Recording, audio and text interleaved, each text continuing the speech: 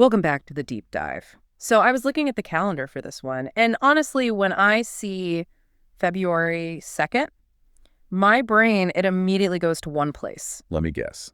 A large rodent. A Pennsylvania town, a larger rodent, and a lot of shadow checking. It is the cultural default, isn't it? Groundhog Day. It is. But you brought a stack of sources today that completely flips that script. We're pushing the groundhog aside. You're pitching this idea that February 2nd is, what did you call it, a temporal anchor? A temporal anchor, yes.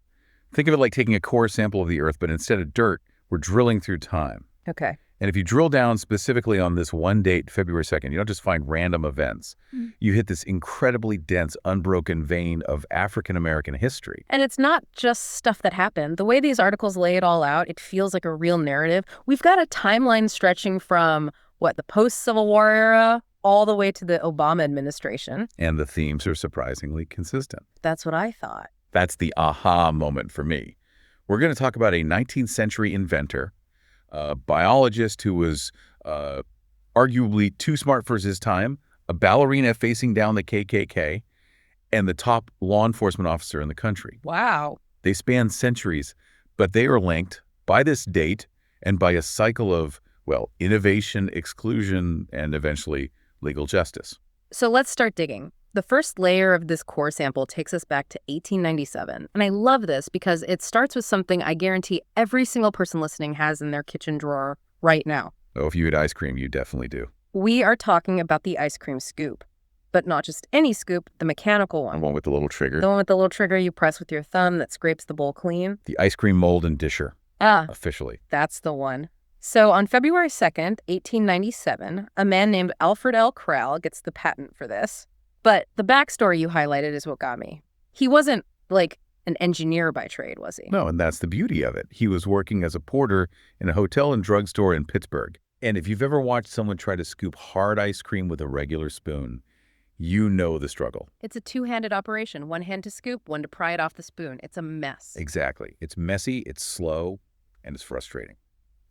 Krell is watching this happen day after day, and he has that moment of insight that separates inventors from observers. He realizes he can build a mechanism inside the scoop. To do the scraping for you. Right. It sounds simple now, but the design he came up with, that gear action scraper, was incredibly robust. It was brilliant. It allowed for one-handed operation, it was durable, and it was cheap to manufacture. And here's the kicker. The design and patent, #576395, is essentially unchanged today. If you go to a high-end kitchen store, the mechanism is the same one Krell drew up in 1897. But this is where the story takes that turn we talked about in the intro. You'd think the guy who invented the modern ice cream scoop would be a household name. You'd think so. Like Dyson for vacuums or... Edison for, everything. Exactly. But Krell barely saw a dime. The invention became ubiquitous. It was everywhere. But the inventor was invisible. Because he was a black man in turn-of-the-century America. The business world wasn't exactly rolling out the red carpet. The notes say he died in a car accident in 1920. Yes. He was a respected member of his community in Pittsburgh, involved in local finance, but he never got that ice cream fortune he deserved. He died relatively obscurely. It's this theme of innovation without recognition. The product is accepted, but the person is erased. And that dynamic, having the genius but being denied the platform, that transitions us perfectly to our next February 2nd connection.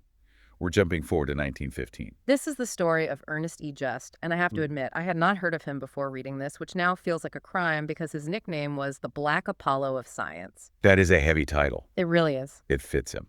On February 2nd, 1915, he received the very first Spingarn Medal from the NAACP. That's their highest honor for achievement.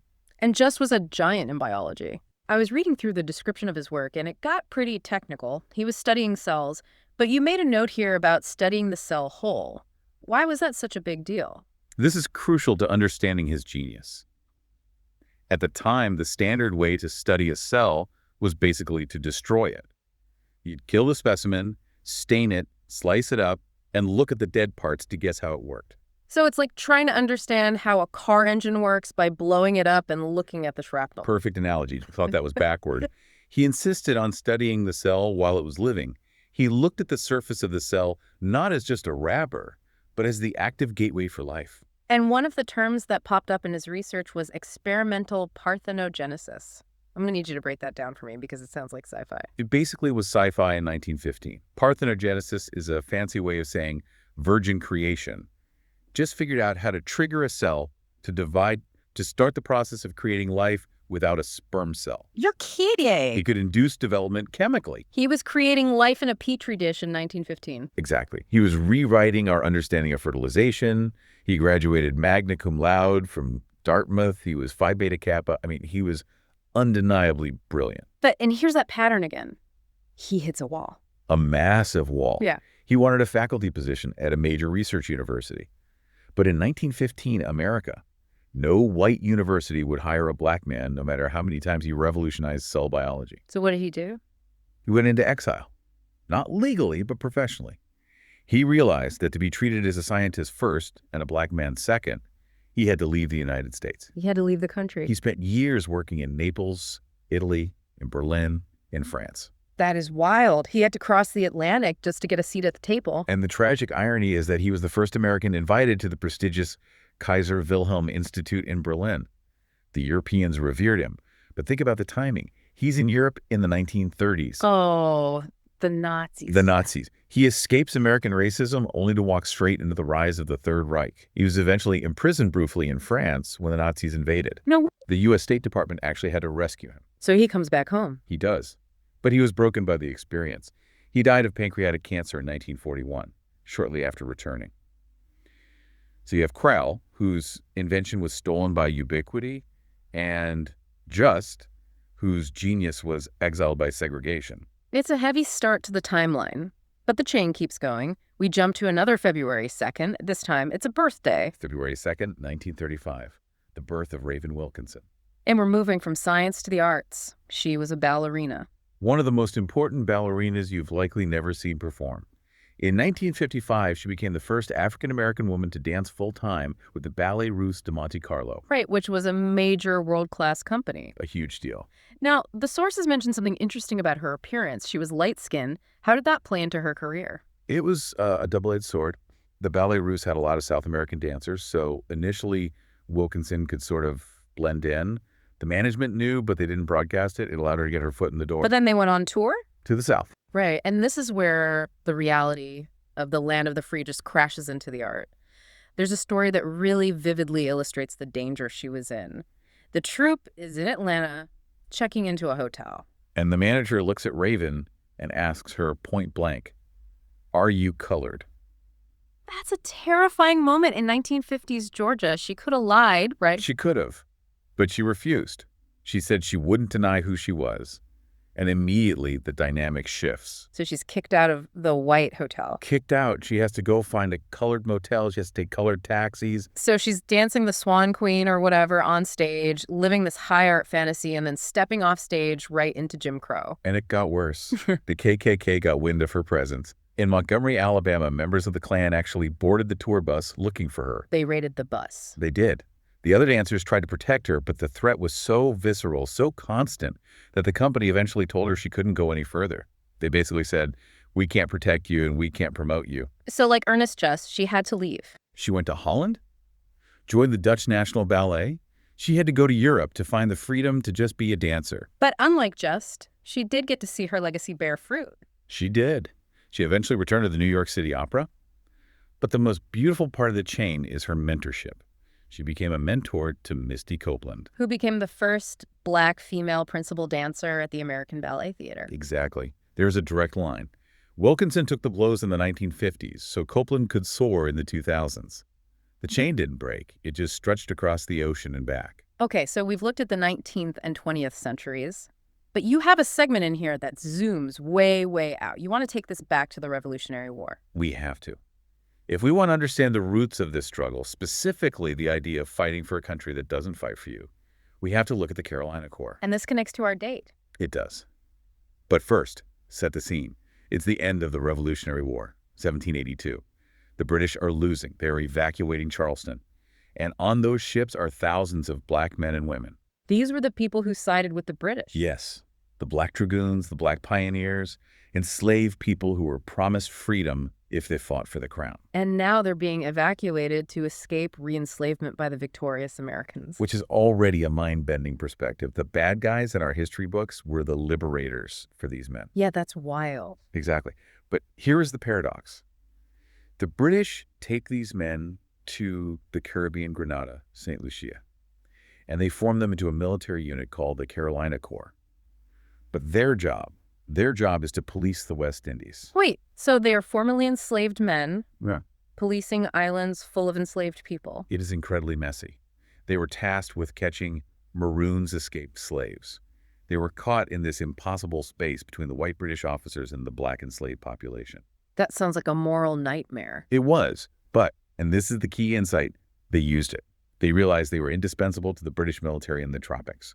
White soldiers were dying of malaria and yellow fever. The black soldiers were surviving and fighting effectively. So they had leverage. Massive leverage. And they used it to demand rights. They demanded fair pay. They demanded to be treated as British soldiers, not as property. And that pressure. That pressure over decades contributed to the Mutiny Act of 1807. What did that do? It legally freed about 10,000 black soldiers in the British Army. It was one of the largest acts of manumission of the era. They used the institution of the military, even with all its contradictions, to force a legal recognition of their humanity. That's fascinating. They didn't just fight with muskets, they fought with their status. They forced the system to codify their freedom. Which brings us to the final evolution of this chain. We go from fighting for legal status to becoming the law. We're entering the legal arena, and the bridge here is a man named James Weldon Johnson. The ultimate bridge. On February 2nd, 1988, the post office issued a stamp in his honor. But his life connects everything we've talked about. He was an artist. He wrote Lift Every Voice and sang. The Black National Anthem. Right. But he's also the first black man admitted to the Florida bar. So he's got the soul of Raven Wilkinson and the legal mind of the Carolina Corps. Perfectly put. And he used that legal mind to fight lynching. He investigated lynchings for the NAACP in the 1920s. He was lobbying for the Dyer anti-lynching bill. He was trying to get the federal government to say, this is murder and it is illegal. And on our magic date, February 2nd, 1948, he gets an echo from the White House. President Harry Truman. On that day, Truman sends a special message to Congress urging a civil rights program. And specifically, he asks for anti-lynching laws and fair employment protections. It's like Truman is finally reading the memo Johnson wrote decades earlier. It's the slow turning of the gears. Innovation, resistance, pressure, and finally, policy. Which leads us to the culmination of this timeline, February 2nd, 2009. The confirmation of Eric Holder. The first African-American U.S. Attorney General. Just pause on that trajectory for a second. We went from the Carolina Corpsmen, who were technically property, fighting for the right to be paid, to a black man running the entire Department of Justice. It is a profound shift. Holder stands on the shoulders of James Weldon Johnson. Johnson was the outsider banging in the door of the courthouse. Holder was the guy sitting in the judge's chair, metaphorically speaking. He was the enforcer. And he didn't exactly play it safe, did he? I remember there was a lot of friction. He viewed his role through the lens of history. He prioritized the Voting Rights Act. He went after voter ID laws hard, calling them poll taxes. He was explicitly linking 21st century politics back to the Jim Crow era that Johnson and Wilkinson lived through. And he gave that speech, the Nation of Cowards speech. That was a defining moment. He said, though this nation has proudly thought of itself as an ethnic melting pot, in things racial, we have always been and continue to be, in too many ways, a nation of cowards. Oof. That did not go over well with everyone. Yeah, it didn't. But it showed that he wasn't just there to occupy the office. He was there to challenge the narrative.